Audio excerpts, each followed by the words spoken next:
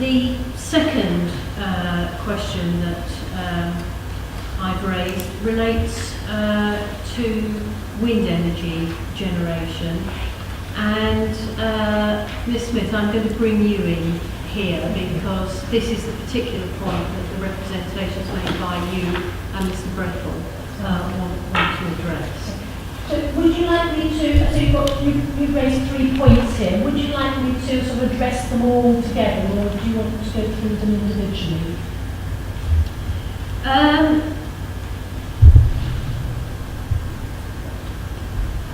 Let's do them individually. I think it might be easier for my note taking. All right.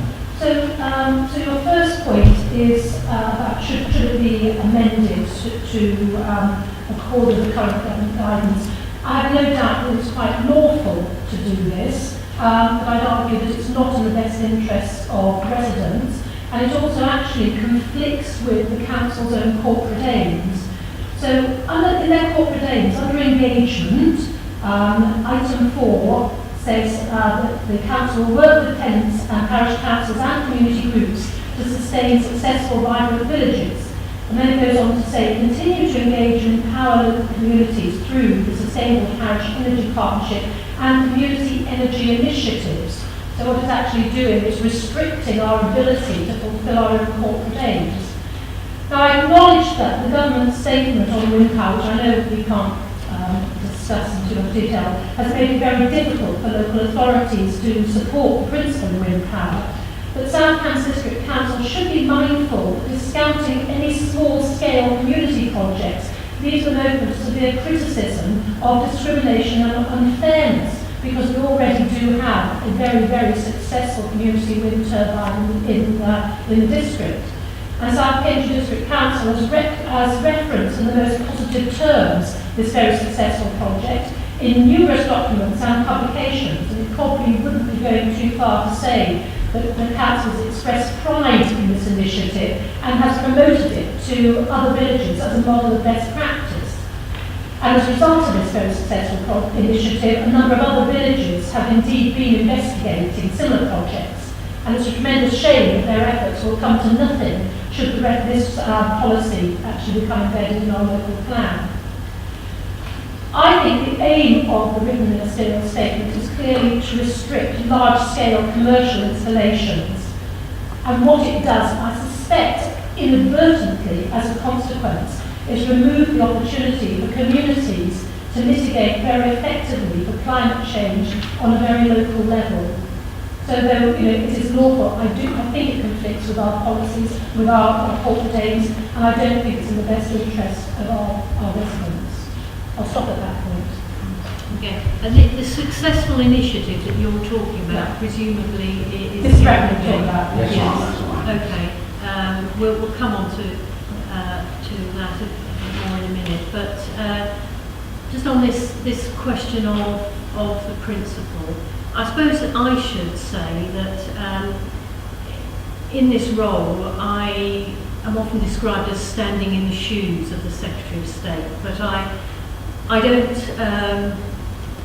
I can't seek to interpret national policy or criticise it in any way, and so what the Secretary of State's aims were when he wrote the written ministerial statement are a matter for him, and I just have to take the words as they're written.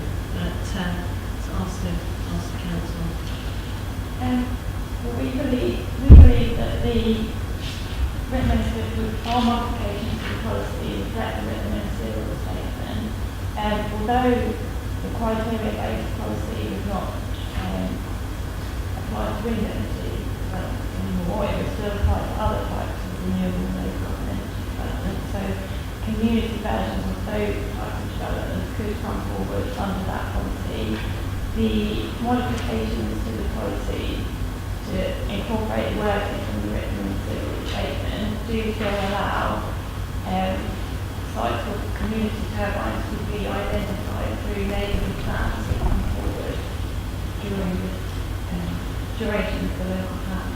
So community turbines could still come forward if a site is identified in the neighbourhood plan, and we've already got 10 neighbourhood areas designated in the district, and Gamlingay is one of those neighbourhood areas. So those communities could bring forward community turbines if they wish. Therefore, we don't feel we're stopping the council's corporate aim promoting it. Okay. Well, I couldn't disagree more strongly with you. It's fine to say that communities could identify areas suitable for wind energy in neighbourhood plans, but how, in all honesty, are they meant to resource such a study when wind surveys can take, Mike is a meteorologist, he'll tell you, probably over a year, and cost many, many thousands of pounds. We are already finding that only our larger, more sustainable communities are taking up the option of doing neighbourhood plans because they are very labour intensive and they are very expensive. So to add on to the £14,000–15,000 that they're expected to find from their precept to manage a neighbourhood plan, a further £30,000 or whatever it would cost to actually do a piece of work to identify areas suitable to wind power is just a nonsense. So, it's an empty promise. There's absolutely no point in saying it can be identified in neighbourhood plans because no village in South Cambridgeshire is going to be able to do that, no matter how willing they are to do it. Now, should a village like Gamlingay, decide in the present climate that they want to do it, because it is something that benefits the village, they can then, they will then get voluntary help. So the large part of the research we did was through volunteers like Mr. Breckel, who is a meteorologist specialist in wind energy, and people will give their services free, but they're going to be giving their services free to support a ward-wide wind survey to support a neighbourhood plan. So you're offering them something of absolutely no value at all, and I think this authority has a responsibility, particularly as we've already evidence that it's a good thing for our communities. They have a responsibility to make it easy for people not to actually block the opportunity altogether, because this is actually closing the door on community wind power for the next 20 years for anybody in South Cambridgeshire. Mr. Dixon? I can have to reiterate, I think the Council has appropriately responded to the written misleading statements. I think I would stress the opportunity provided by neighbourhood plans.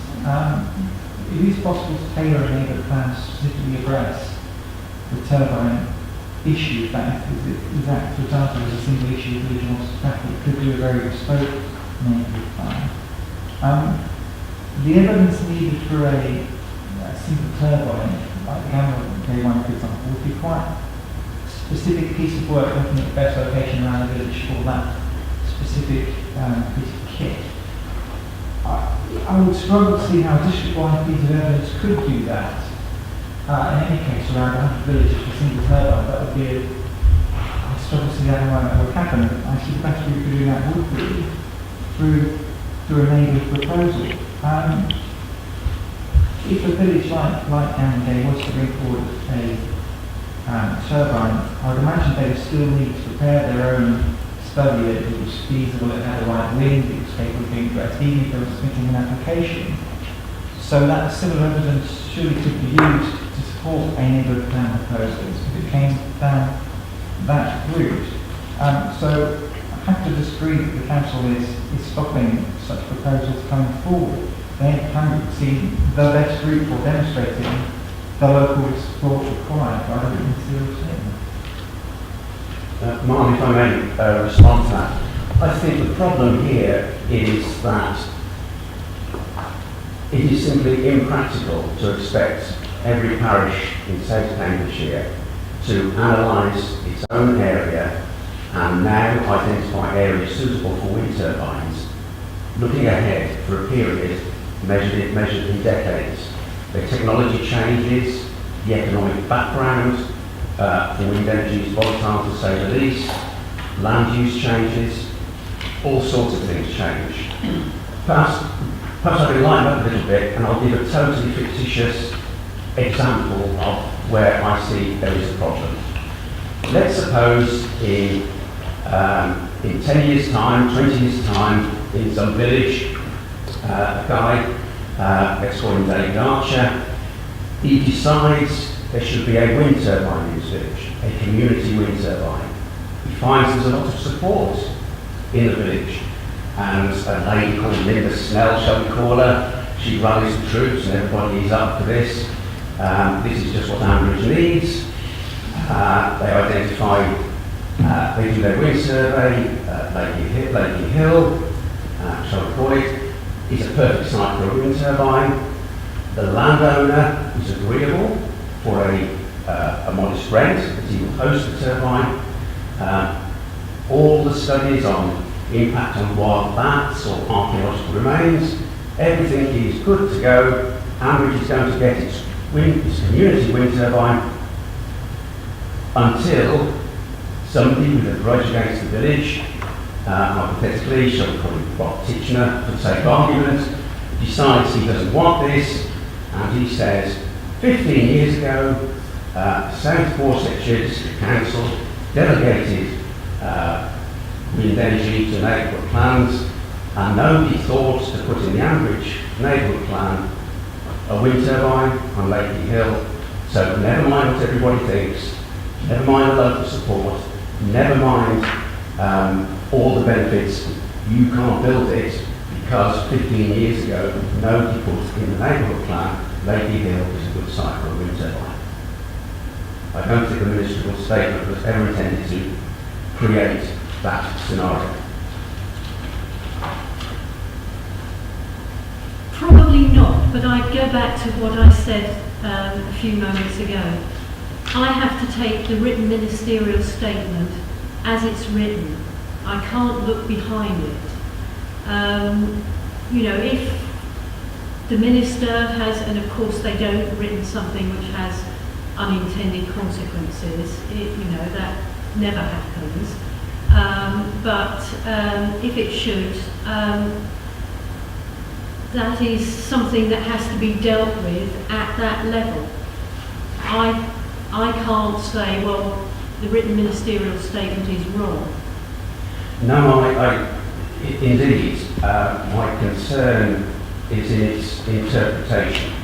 It is in particular what happens in the event that either there is no neighbourhood plan or the neighbourhood plan has simply not carried out a survey of its area with a view to assessing sites that are suitable or unsuitable for wind energy. It is the default scenario that is my concern, that it is putting the onus now on neighbourhoods to come up with plans to assess wind energy decades into the future. I don't think that was the intention. I feel it would be consistent with the ministerial statement for there to be a default situation that if that study had not taken place, then by default we are back to the normal planning procedures, i.e. the wind turbine, the wind turbine has to be shown to be consistent with planning policy as regards wildlife, noise, etc., and all the others. It is that default situation where I think the ministerial statement would be misinterpreted and become a block on any kind of future community wind energy. Okay, Mr. Dixon? Just to pick up on those points, we don't feel the written ministerial statement gives us that flexibility. We have responded to it appropriately in the plan, and therefore the modification is a standpoint. I would just reiterate the evidence needed for a community turbine could be done to a proportionate level. The council would certainly expect that to be proportionate. If you're delivering a single turbine in a relatively unique location, that would imply a relatively limited study area, for example. And I feel the neighbourhood planning process can be more flexible than it's being referred to in those examples. There is a possibility of doing single issue review for example, or doing more frequent reviews if they're required. So I think the system can address the turbines issue at the meter level quite a bit. Anything else you want to add? I think we'll wait for there's some other points to make, but probably better made under your other issues. Thank you. Okay, so if we move on then, the second question relates to whether the council is intending to identify any areas in the plan. My understanding is that you're not doing so at this stage and see that as something that would take place as part of a plan review. When you talk about plan review, can I assume that you mean the preparation of the joint plan from 2019, which we've discussed in other contexts? Yes, so we have to consider in the scoping of that plan how it is. Thank you. Well, that's good to hear. But why not do it now? Why not get it right now, and then the work's done before the much bigger bit of work that's going to be the joint local plan? Obviously, the written statement said that wind power would only be granted permission which was identified in the local plan, neighbourhood plan. But the explanation said that the council, as you said, has not identified areas as suitable for wind energy development. I think there's an obligation for you to do so, actually, and whether that means a big and expensive bit of work. But to say the council has not identified areas as suitable for wind energy development in the local plan actually implies that you've tried and failed, whereas actually the reality is that you haven't actually tried.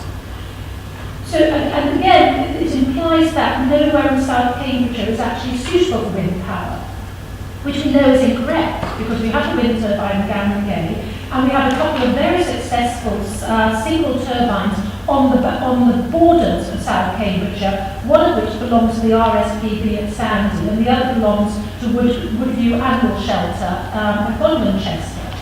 So the fact that these installations exist and are very successful means that actually parts of South Cambridgeshire are suitable for wind power.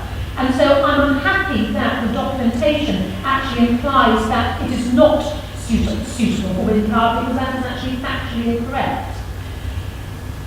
I think that in order to fulfil its corporate aims of reducing carbon emissions and making South Cambridgeshire a good place to live, the council has a duty to carry out a piece of work at this stage of the game. I think it's a cop-out to say that we're going to leave it until we do the joint plan, because if the work needs doing, it needs doing now. It's not good, if you're admitting that it probably needs doing when we embark on the joint plan, what's different between now and then? If the work is of value, do it now. Don't just postpone it. There's no justification to say we'll do it later. It's important that it's done now, because there are windows of opportunities, and we have villages already, investing a lot of work, time, community effort in developing projects, and all we do is pull the rug out from under their feet. So I think the fact that you admitted that it will be looked at in the joint plan in 2-3 years' time is actually an admission that actually there is work that should be done, and it should be done at this stage of the game. My concern also is that we actually leave the council open to challenge as well, by creating a non-level playing field. So we have a community with a very successful turbine which delivers considerable community benefits to the village, which Ms. Brett will talk about. And therefore, if we then deprive the villagers of that opportunity, that is unfair to them. So it is potentially introducing a discriminatory and unfair policy which is not in the best interest of all our communities in the district. Okay, I think this might be an appropriate time for me to ask Mr. Brettle to just tell us all a little bit about his project and what the benefits have been for his community. Right, thank you, Mark. Yes, my pleasure. Okay, the Gambia Community Wind Turbine, it's a classic case of localism, as classic as it gets. It's the community taking matters into their own hands, a wind turbine developed entirely by and funded entirely by people in and around the village of Gamingay. Became a large groundswell of support for these projects and wind energy in general. All sorts of people in the village supported it. We had retired RAF officers advising us on air traffic issues. We had ecologists giving us all sorts of appropriate advice. The project went ahead, and now it's generating 9%, equivalent to 9% of the village's electricity. It's offsetting hundreds of tonnes of carbon dioxide per year, which is now very useful for Cambs District Council's CO2 emissions. It provides a good return on all the people, the individuals and businesses who invested. The overwhelming majority of those actually live within 2 kilometres of the site. This is a local asset, locally owned. We generate a tithe fund based on the profits of the wind turbine. We bought goalposts for the football club. We bought furniture for the library, fruit trees for the allotments. We supported the Wildlife Trust. We've supported a toilet in a local church. Many other benefits. This is a really useful local asset. And as Councillor Smith said, South Cambs District Council is proud of this project, and as well it should be. So far, so good. There are other villages around. As you might imagine, there's a kind of a wind energy community, if I can call it that, and there are groups in other villages that would like to repeat that project. If the plan that we are talking about here, the local plan, had been put into place 10 years ago, as we've heard, the Gamingay turbine could not have gone ahead. All it would have taken, because 10 years ago, nobody was going around Gamingay saying, "Oh, that'd be a nice place for a wind turbine, we couldn't put it there, it's too close to the trees." That simply didn't happen, and I don't think it would happen now. So unless we have some flexibility, in particular, what happens if the sort of study that Mr. Dixon has proposed is delayed for perfectly good reasons, the resources required, I can assure you, the resources required for the kind of study that's been discussed here are quite serious resources. If it's not practical in a short period of time, then let's keep the default. You can go ahead, assuming you're not going to kill red bats or whatever the normal planning process would require. So your view is that to carry out an assessment of the whole of the district to designate areas suitable for wind energy would be quite a considerable task? Yes, ma'am, I think it would. With a caveat, a lot depends here on the amount of detail required. And when we started looking for our site, the site for our turbine, for instance, you look at the lie of the land, as it were, and then various restrictions come in. You have to keep the turbine 50 metres away from hedgerows and ditches to avoid being a threat to migrating bats. You have to be a distance from sites of special scientific interest, distances from airports. Mobile phone links are a good one. The South Cambs is crisscrossed with mobile phone links going between phone masts and the Sandy Heath transmitter and so on. You can't put a wind turbine within 200 metres of those. So we were only looking within our own village. And as all these factors came in, the sites gradually shrunk until eventually we got to a site on the top of a ridge just outside the village. Clearly, to carry out that kind of analysis of the whole of South Cambridgeshire, whether it's done in neighbourhood plan by neighbourhood plan or by South Cambs District Council itself, would be a truly huge task. And you'll be looking at issues that change constantly anyway. Phone companies need their move their equipment around. It would be impossible. On the other hand, a generic statement that the council supports in principle community wind energy given normal planning constraints would be, I believe, would meet the ministerial statement in spirit, if not actually in letter, and would allow projects like the Gambia Community Turbine to proceed. Okay, Miss. So going back to start points with Councillor Smith made about whether we are looked at the district and why we're identified. So the NPPF requires us to, we should consider identifying suitable areas. And we did consider identifying suitable areas. However, we got support for a criteria-based policy when we went out to consultation. We had the council's resolution that there should be a separation distance of 2 kilometres between the dwelling and the wind turbine,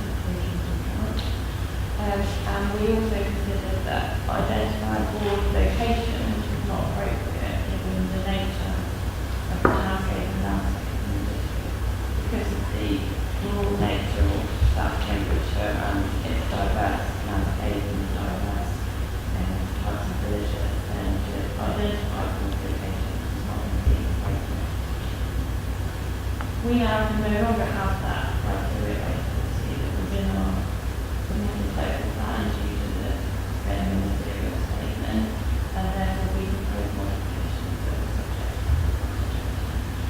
If we were to decide that we wanted to go down the route of identifying sites in the local plan, we would have to undertake this large study considering all the constraints and designations across the district to narrow down particular sites. And we think that would be a considerable piece of work, and that would therefore have an impact on the timetable of the local plan going forward in construction, which is why we think it's right for that commitment to happen at the next review. Mr. Dixon? On that point, the ministerial statement doesn't introduce a requirement for us to do such a study. We comply with the NPPF. Now it's our job to comply with the written seal statement, it's not a separate thing.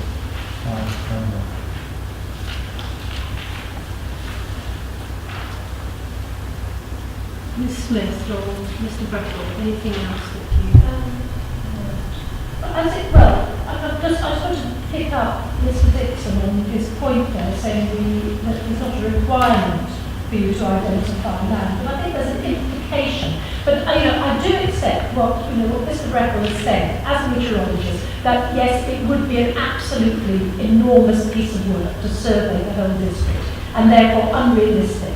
So if it's not happening now, it's not going to happen later either, because the arguments would still be the same. We'll be sitting here again being told it's a considerable bit of work, and if we do it, it will affect the timetable. So there'll still be all the excuses for not doing it. So, what we're appealing for is for a policy to keep that in place. But the problem with what you have at the moment is that it talks about one or more turbines. And by talking about one or more turbines, that excludes the opportunity for any community wind power. So, there is an opportunity here for the local plan to really support communities to embrace localism and to allow them to take initiatives from which they stand to gain so much by not sputtering their choices at the outset, by putting in something that says that is compliant with the ministerial statement, but says consideration will be given to small scale community projects subject to all the normal planning constraints, including sufficient community support.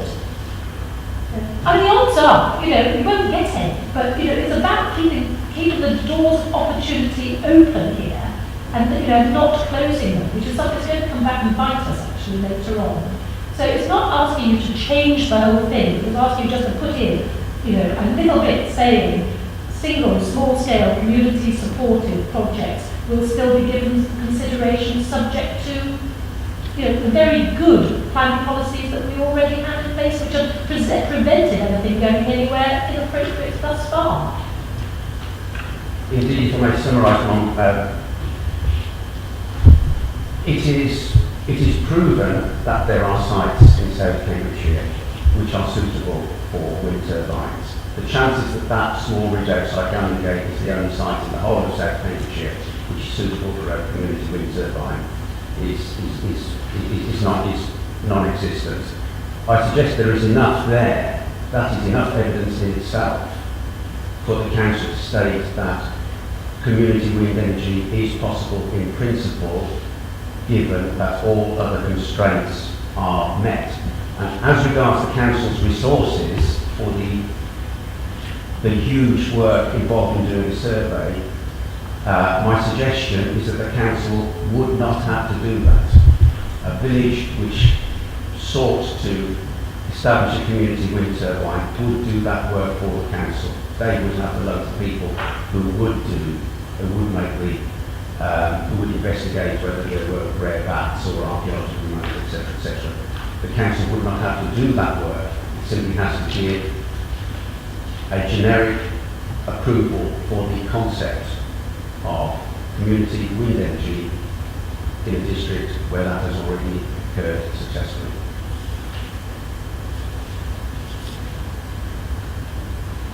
Mr. Dixon? I'm going to reiterate the point, I'm afraid. I don't think such policy wording would be compliant with the history of the statement. I feel that the neighbour planning reference, in my interpretation of the route the government are suggesting for these neighbourhood community type turbines, that's the appropriate route we should be reflecting, and that the council is taking a very positive approach towards neighbourhood planning and hope to support such opportunities in the future. Yes, can I just pursue this point a little bit further with you, Mr. Bradwell? On the one hand, you're saying, well, local communities would do that work, but on the other, it's being said it's too much work for local communities to do, and neighbourhood plans won't come forward. So I don't quite understand that. My concern is that, as Councillor Smith said, many people will come forward to assist when a project is identified, when a project is mooted. The support that we found in Gamingate for our wind turbine would not have been there if we simply said, does anybody want to join us and spend evening after evening looking at all the survey maps and going to Ofcom to find out where the mobile farm units are, etc., just so we can identify where around Gamingate somebody could build a wind turbine in 30 years' time. People wouldn't do that. It's not a reasonable thing for people to ask people. But once the project is instigated, then that detailed work will be done. But if you had a community who expressed enthusiasm for the kind of project that you've evidently very successfully carried out, and it was put to them, well, the way to achieve this is, the first step is to prepare a neighbourhood plan, and then the planning application for the wind turbine would follow hot on the heels of that, provided you had a successful examination of the plan and a successful referendum.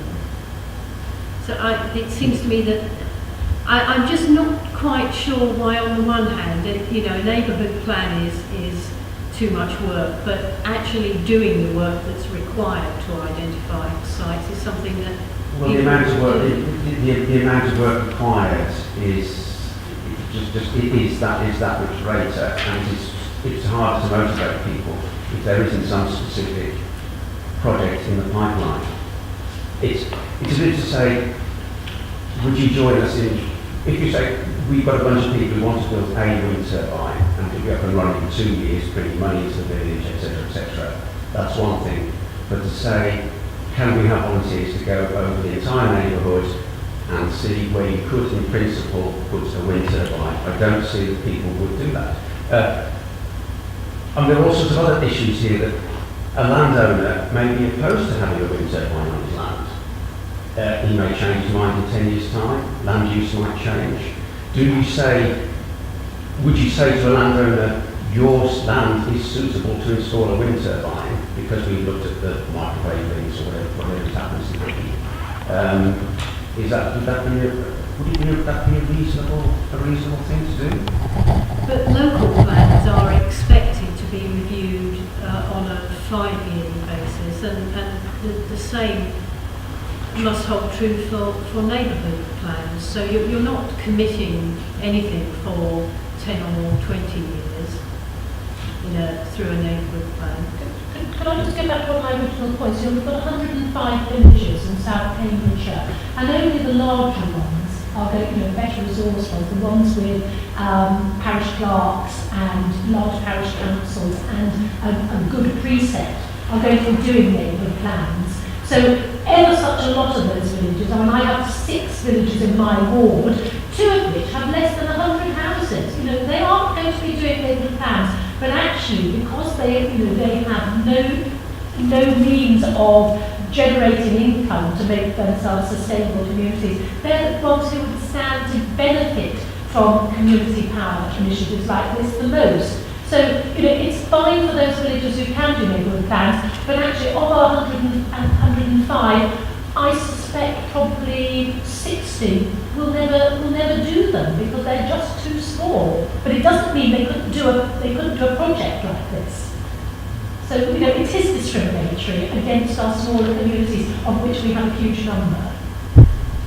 Okay. Else want to respond? Well, she just mentioned that there are possibilities, obviously, small parishes put together, there's flexibility there. But I struggle to see how the local plan would address such a sort of micro issue. I don't see how the local plan evidence, even if you wanted to go around assessing areas for single turbines around villages, it would seem the appropriate route is the native plan route, and whether you were bringing forward a turbine through a planning application against the criteria of policy or through a neighbourhood plan, you would still need evidence to show that the site you've identified was appropriate, addressed all the issues you identified. It doesn't change considerably much. Yes, the neighbourhood plan requirement would be there, but you'd still be able to show your chosen turbine location was feasible, viable, and all the other requirements. I think maybe we're getting away. Could we just look at the actual wording of the ministerial statement? It says the development site is in an area. Area is not defined, but I imagine it's not just the top of one particular hill. Identified as suitable. Now, would the ministerial statement be complied with if South Cambs simply said South Cambridgeshire is an area which we identify as suitable for wind energy based on the Gambier project as evidence? And then we are back to the normal requirements for protecting wildlife, etc., etc. Case closed. I think it's fair to say, given the evidence we prepared previously, the work on the plan, that the entire of South Cambridgeshire is not an area council would consider suitable for wind turbines. Any work has a much finer grain part to respond to many of the issues you've mentioned earlier. But with respect, that's exactly the point. Note that the ministerial statement doesn't say that if an area is identified as suitable, then that's it. You can just ignore all of the planning constraints and build wind turbines. There will still be a requirement for the sort of issues that you mentioned to be addressed. Nobody's saying you can build a wind turbine anyway. Mr. Brettle, as you know, I'm examining both South Cambridgeshire and Cambridge City plans. From what I've heard in many of the sessions that we've held in Cambridge City, The impression I get is that if South Cambridgeshire were to say the whole of the district is an area suitable for wind turbines, there would be an outcry from some of the residents of the city that I've heard from, because the boundary, you know, South Cambridgeshire boundary comes very close to the edge of the urban area of the city. And my suspicion is that those residents would be up in arms about the idea that wind turbines could be built right up on the edge of the city, and you know, anywhere that someone chose, in effect. Indeed, that is the case. It is the case at present, and it always would be, whatever goes in the local plan, that people would have a perfect right to be consulted and to raise objections to the construction of a wind turbine, and if those objections are valid, then the wind turbine will not be built, whether it is in an area identified by South Council suitable or not. Okay. Mr. Jackson? If I can reassure now, I don't think that going back to the criteria policy would be compliant with the written civil statement. Council has responded appropriately, rightly or wrongly, this is feel it's an appropriate interpretation, and it's how the plan should deal with it, leaving the small scale neighbourhood issues to neighbourhood plan. I feel this is appropriate. Okay, well, we've had a good discussion about that. So I'm going to draw that to a close now.